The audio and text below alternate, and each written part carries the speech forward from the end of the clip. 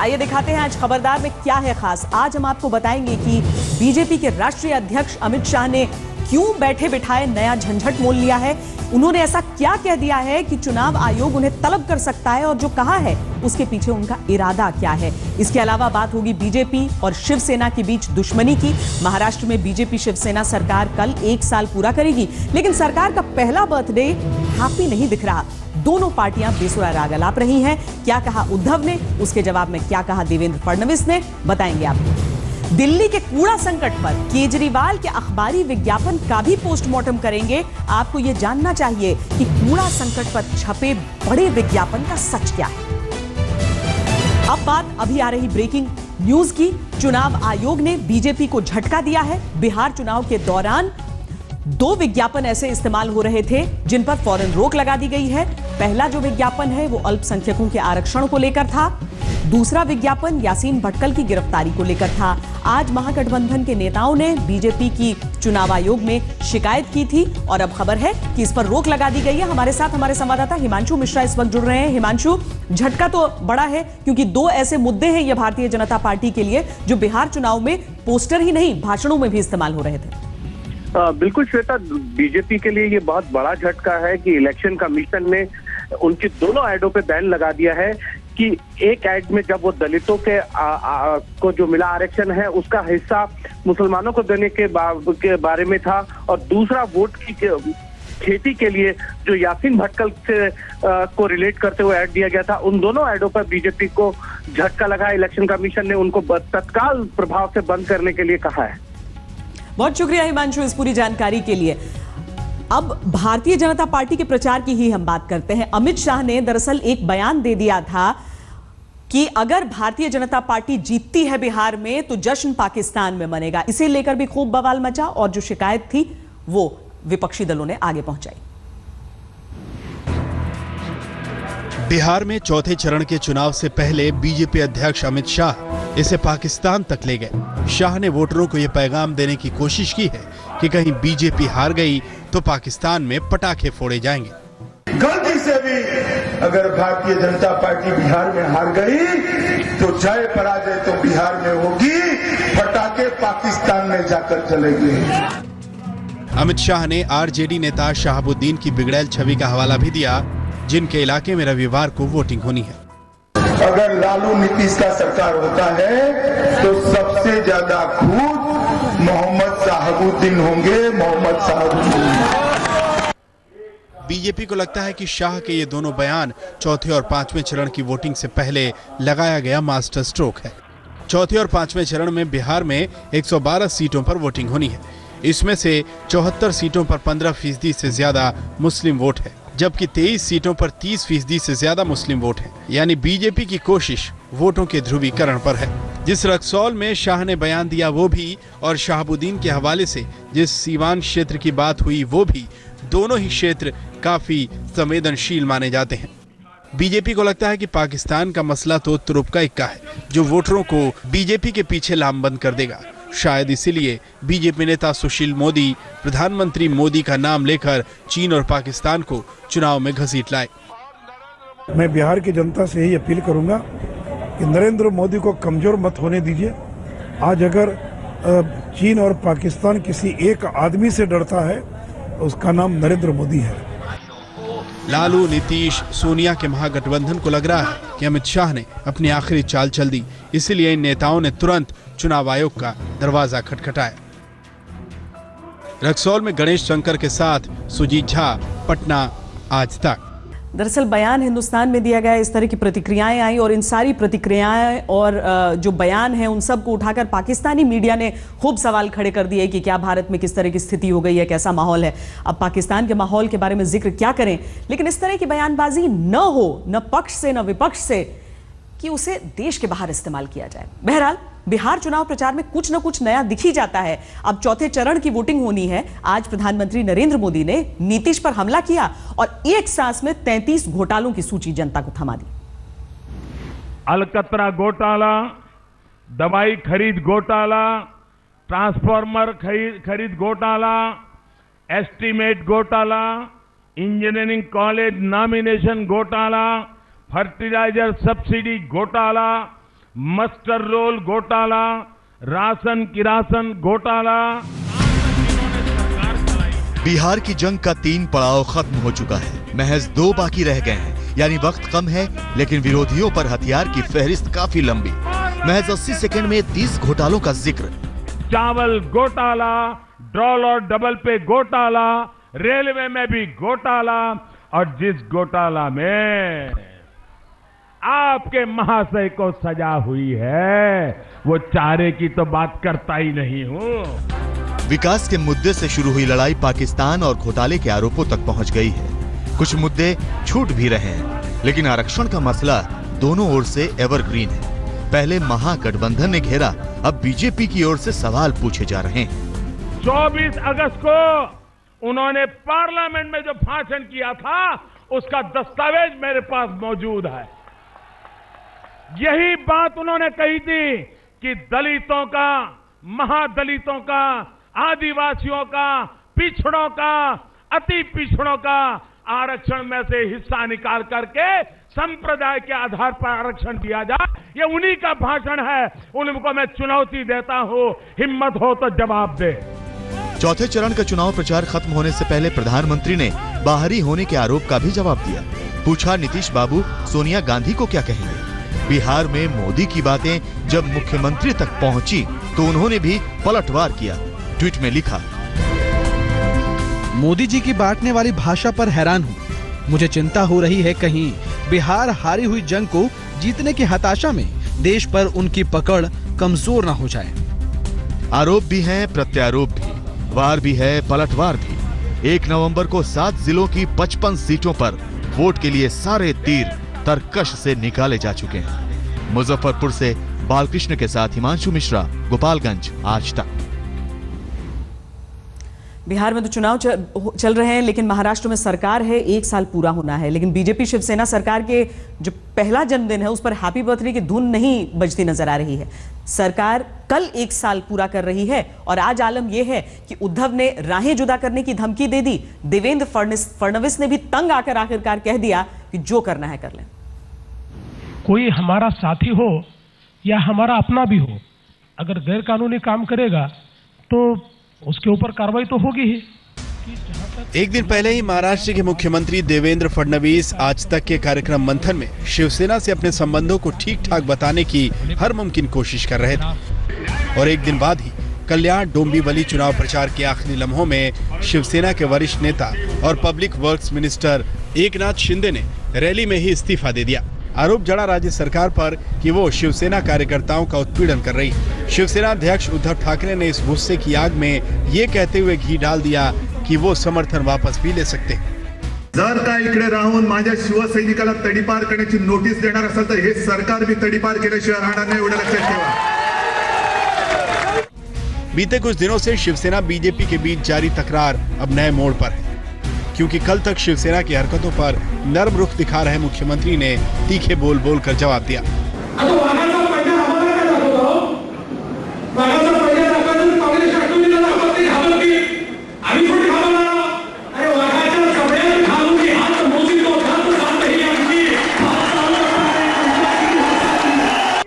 रिश्तों में कड़वाहट का आलम यह है कि पाकिस्तान को लेकर शिवसेना के नजरिए पर भी देवेंद्र फडणवीस ने पुराने दिनों को याद करते हुए वार किया।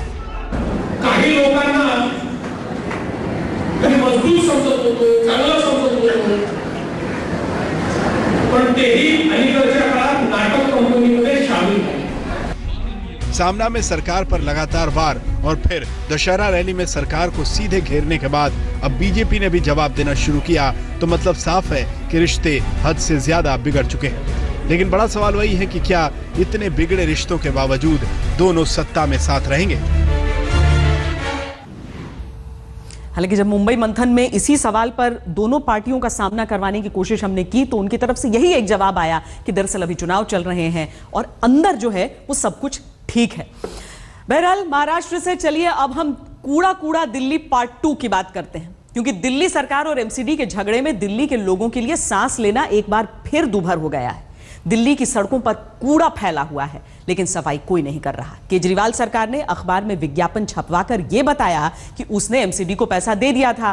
कमबख्त एमसीडी कुछ नहीं करती। इस पर एमसीडी और डीडीए ने अपना पक्ष रखा है, वो कुछ दूसरा सच बयां कर रहा है।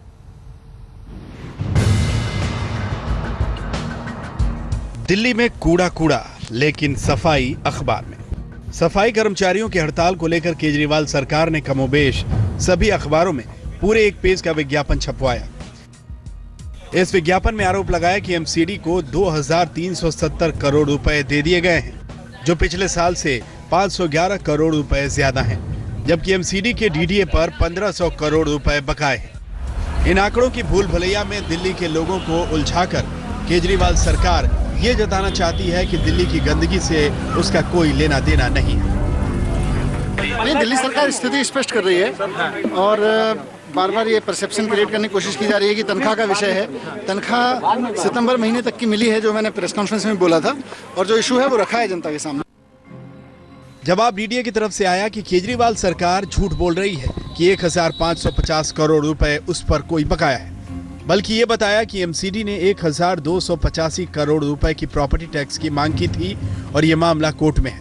साथ ही एमसीडी को पार्क और लाइटिंग के रखरखाव के लिए डीडीए को 500 करोड़ रुपए देने हैं। अब दिल्ली सरकार और एमसीडी के बीच के लफड़े को समझिए। नियम के मुताबिक दिल्ली सरकार जितना टैक्स जनता से वसूलती है, उसका करीब 10% एमसीडी को देना होता है, लेकिन एमसीडी का आरोप है कि दिल्ली सरकार ने इसमें भी कटौती कर दी। साथ ही म्यूनिसिपल रिफॉर्म और योजना के नाम पर 4300 करोड़ रुपए मिलने थे, वो भी नहीं मिले।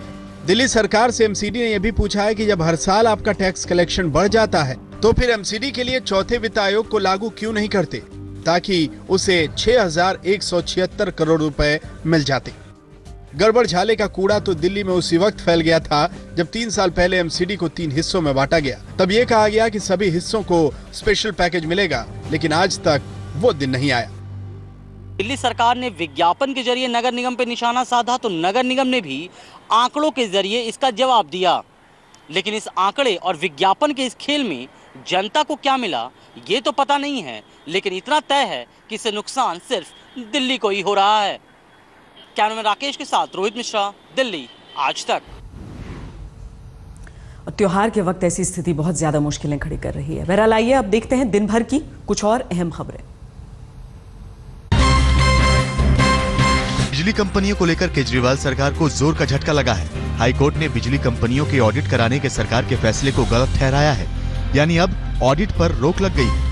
जो प्रोसेस शुरू हुआ था ऑडिट का डिस्कॉम कंपनीज का, उसको रद्द कर दिया गया है और जो डिस्कॉम कंपनीज की जो दलीलें थे उन सारी चीजों को अलाउ कर दी गई है। तो ये बहुत बड़ा झटका है दिल्ली सरकार के लिए। केजरीवाल सरकार ने अपने पहले कार्यकाल में ही तीनों बिजली कंपनियों बीएसईएस राजधानी, बीएसईएस यमुना और टाटा पावर के सीएजी ऑडिट के आदेश दिए थे, जिसके खिलाफ कंपनियों ने हाईकोर्ट में अर्जी दाखिल की थी।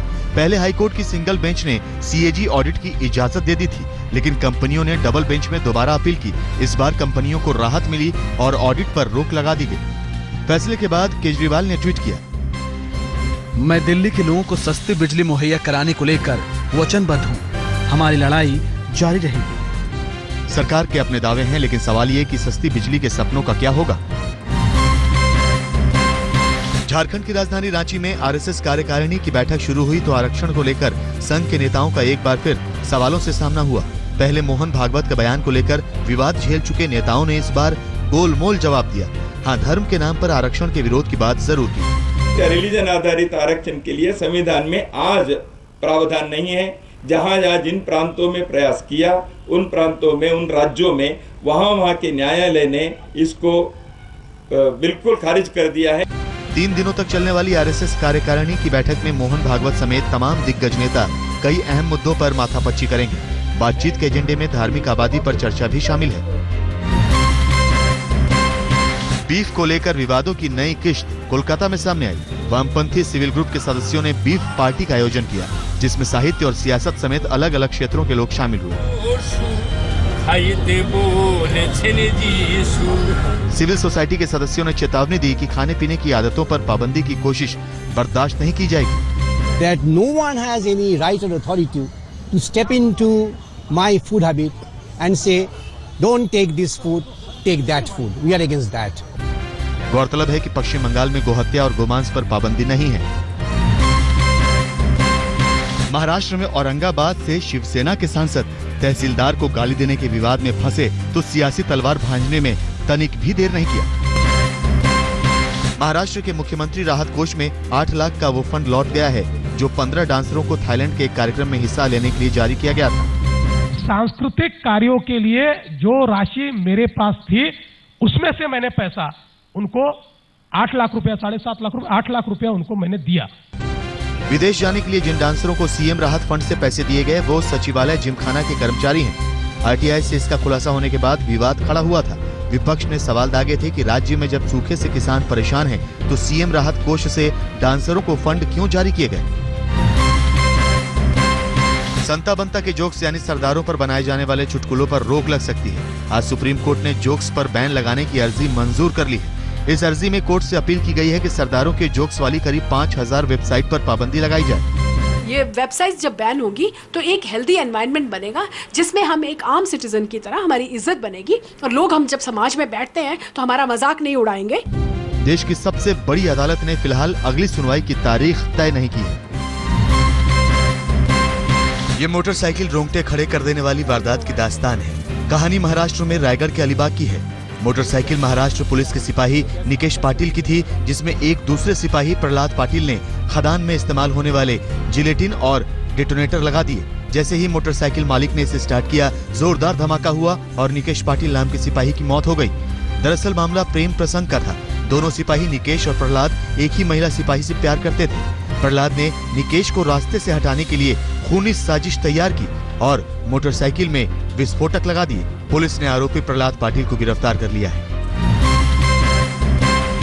जिम्बाब्वे के वांगे नेशनल पार्क में 60 से ज्यादा हाथियों की मौत से हड़कंप मचा हुआ है। माना जा रहा है कि हाथियों को शिकारियों ने साइनाइड देकर मारा है। जानकारों का अनुमान है कि हाथियों को मारने के लिए 5 हफ्ते तक लगातार साइनाइड दिए गए हैं। वांगे नेशनल पार्क के करीब मिट्टी में साइनाइड की परतें हैं और जब हाथियों का झुंड पानी पीने के लिए निकलता है तो शिकारी हाथी दांत के लिए अपना शिकार बनाते हैं।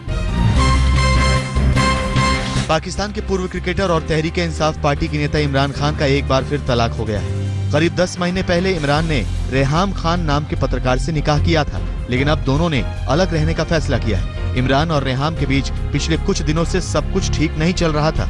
सूत्रों के मुताबिक रेहाम राजनीति में आना चाहती थी, जबकि इमरान इसके सख्त खिलाफ थे। इमरान ने पहले जेमिमा खान से शादी की थी, लेकिन 2004 में दोनों का तलाक हो गया था।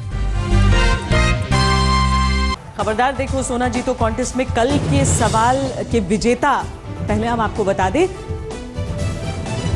कल पूछे गए सवाल के विजेता हैं बिहार के रहने वाले कमला राम जी। आपको बहुत मुबारक हो ये सोने का सिक्का। और अब आज का सवाल हम आपको दिखाएं। बीजेपी का राष्ट्रीय अध्यक्ष कौन है? 3 ऑप्शन हैं आपके, ए राहुल गांधी, बी अमित शाह, सी सोनिया गांधी। उठाइए अपना mobile phone, right message option में जाकर टाइप कीजिए खबरदार, स्पेस देकर ए, बी या सी, 52424 पर एसएमएस कर दें। एक लकी विजेता को रोजाना एक सोने का सिक्का जीतने का मौका होता है। कल शाम 7 बजे तक आप जवाब भेज सकते हैं।